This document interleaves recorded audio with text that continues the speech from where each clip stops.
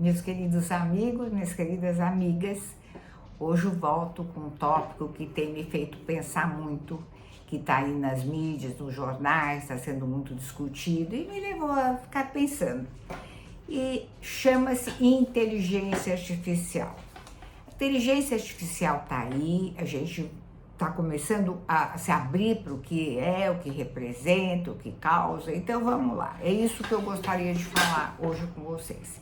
Então a gente sabe que antigamente as pessoas muito inteligentes, se dizia fulano é muito inteligente, eram as pessoas capazes de uma grande memória, capazes de um acesso contínuo a grandes informações, elas tinham uma capacidade de unir grandes informações, de pensar racional, elas tinham uma mente que podia armazenar muito conhecimento e elas tornavam aquilo, era o patrimônio delas, uma mente brilhante. Isso eram os grandes cérebros brilhantes que existiam na humanidade. Ora, com a inteligência artificial, a gente percebe que essa mente brilhante vai estar aí, esse conhecimento, porque o mental trazia o conhecimento, eram pessoas com alto teor de conhecimento, então elas concluíam, elas, podiam falar sobre vários tópicos de uma forma erudita, eram os grandes eruditos, e isso hoje a gente sabe que eu, você, qualquer um de nós podemos ter acesso imediato, apertando um botãozinho, a todo conhecimento intelectual, mental, a todas as bibliotecas do mundo, de uma certa forma. A gente está ali, quer saber alguma coisa, a gente vai ali e tem esse conhecimento. Então, isso é um poder imenso que pertencia a alguns poucos capacitados, vamos dizer assim, e hoje está nas mãos de todos nós. Então, esse poder das grandes mentes estaria acessível através da inteligência artificial. A gente pode consultar, a gente pode saber, a gente pode ter informação naquele momento. É uma coisa que pode ser usada e ser muito benéfica. O conhecimento nunca pode ser errado, ele pode ser mal usado, eu vou falar sobre isso, mas ele nunca pode ser o conhecimento verdadeiro, ele não pode ser ruim conhecer. Sempre saber é uma coisa positiva, nos tira da inconsciência. Então ele se torna conhecimento consciente, isso é um ganho. E hoje todos nós podemos ter acesso a isso. Então a gente percebe que as redes, toda essa inteligência artificial que está aí, que já existia, começou lá para trás, ela está cada vez se ampliando mais, ela está à mercê de ser utilizada por qualquer pessoa. Então, isso existe, é um fato, e eu fiz uma associação, a inteligência artificial, que ela é o mental dentro de uma máquina, mas que está ali a nosso dispor a qualquer momento, ela é o lado que a gente usou do cérebro esquerdo, que é o lado da racionalidade. O cérebro esquerdo é o cérebro racional, objetivo, é o que faz com que você, quando você estuda, você utiliza a racionalidade. Então, a inteligência artificial, ela é racional, ela tem regras ligadas ao nosso hemisfério cerebral esquerdo, da racionalidade, da mente, do conhecimento. Ora, então o que você percebe? Que é um mundo onde o conhecimento está sendo aí e tal. Agora, a gente pode usar o conhecimento de um lado de uma forma positiva ou de uma forma negativa. Isso vai depender de como você utiliza esse conhecimento. Então, vocês vejam, isso é muito interessante. Quando eu vi aquele filme Oppenheimer, eu pensei muito, eu refleti muito. Foi um salto também na própria forma de guerra, na agressividade das bombas. Então, isso deu um poder imenso para o bem ou para o mal.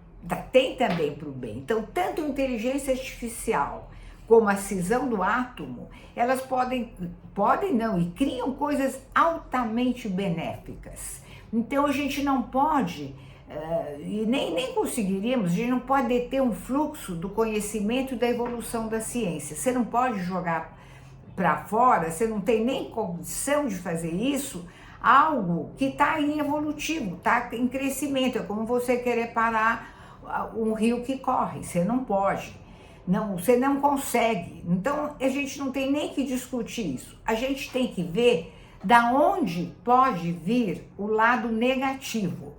O lado negativo vem da gente, do ser humano que utiliza isso. Então, o conhecimento em si, a inteligência artificial, como a cisão do átomo, não eram bons ou maus em si, depende do uso ético, comportamental que você faz daquilo. Então, aí, nós voltamos para o ser humano como ética, como indivíduo, na sua responsabilidade frente ao mundo como um todo e no caso da utilização dos recursos que a ciência está nos possibilitando. Então a gente vê, por exemplo, o cérebro, que nem eu falei, o lado esquerdo do cérebro da racionalidade, mas nós temos um lado direito do cérebro, o que ele rege? Rege a intuição, rege a criação, rege toda a parte sabe, aquela parte que está além da razão. É uma parte que, inclusive, você tem nos grandes descobrimentos da ciência, um lado que a intuição falou muito. A pessoa estudou, mas o que deu o clique, aquele insight, nossa, pesquei, nossa, puxa, tive um insight. Isso é intuição. E isso a inteligência artificial não vai conseguir criar. É uma coisa essencialmente humana e é uma coisa que nos diferencia da própria máquina, do robô. Essa intuição. Por exemplo, uma outra coisa que a inteligência artificial não pode te dar é o sentimento. Então, você pode, uma pessoa que quer namorar na internet, vai ter tudo e tal, mas você, sabe aquela coisa que você dançou com alguém que você amou? Então, aquele momento, aquele abraço, máquina nenhuma vai te fazer sentir. Isso não é possível, porque é de ser humano para ser humano. Então, eu diria a lei de alma para alma. Esse toque, esse bafo das almas. O Jung dizia assim, as teorias vão passar, mas a relação médico-paciente, essa é para sempre. Então, independe muito, a gente usa uma teoria como um arcabouço mental, para não ficar um caos. Isso é importante, a racionalidade. Senão a gente vira um caos total, uma Babilônia. Então é importante você ser racional, você ter uma estrutura mental, muito importante, eu não nego, só que a maneira que você vai utilizar daqui para frente é o que vai fazer a diferença. Por exemplo, você vai num médico, você tem um diagnóstico de um câncer, você vai lá e tal. Agora, olha a importância daquela pessoa, daquele médico que te pega na mão, que te conduz naquele momento onde você está no chão, onde você leva uma notícia dessa, que é arrasadora. Então, sabe, aquela pessoa que te pega, que te olha, que te cuide, isto é de ser humano para ser humano. Então, eu acho que nunca foi tão importante as relações entre as pessoas como será daqui para frente.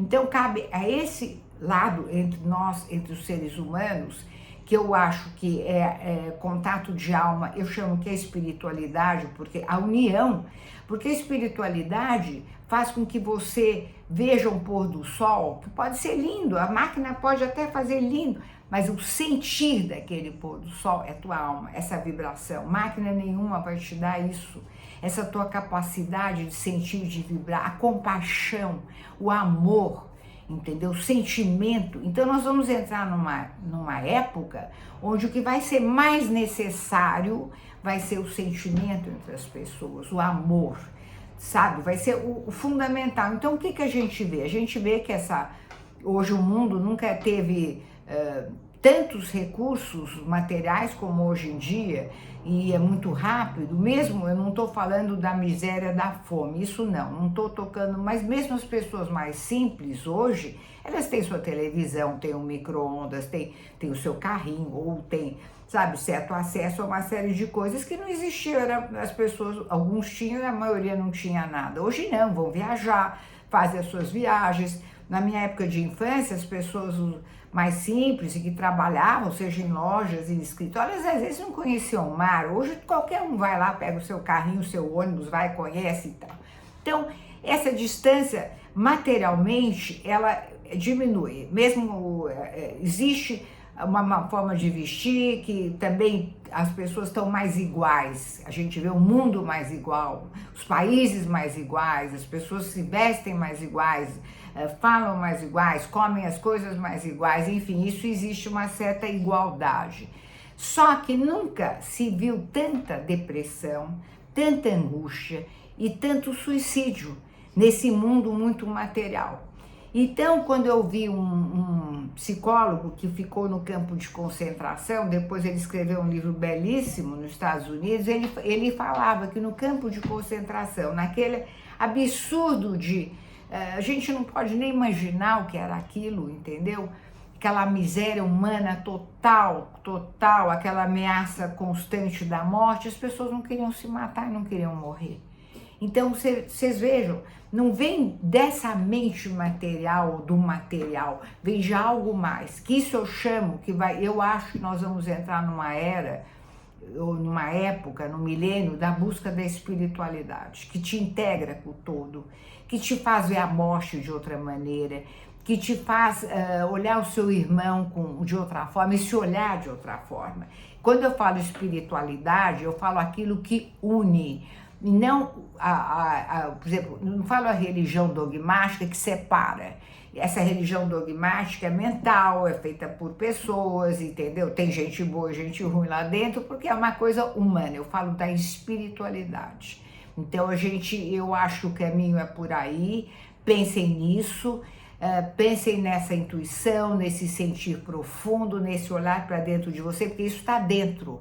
Está dentro, você não compra isso. Não compra, não tem como você se tornar intuitiva. Você pode ir nas aulas que você quiser, de yoga, fazer meditação, mas você tem que fazer o esforço aqui para dentro. Então, eu acho isso bonito, eu acho que o mundo está numa fase muito difícil, sim, eu acho que esses grandes armas estão nas mãos de pessoas que, eu digo que o demônio está dentro das próprias pessoas, não está lá fora não, o chifrudinho, está dentro de cada um de nós, e eu acho que a humanidade como um todo precisa dar esse salto quântico no sentido espiritual.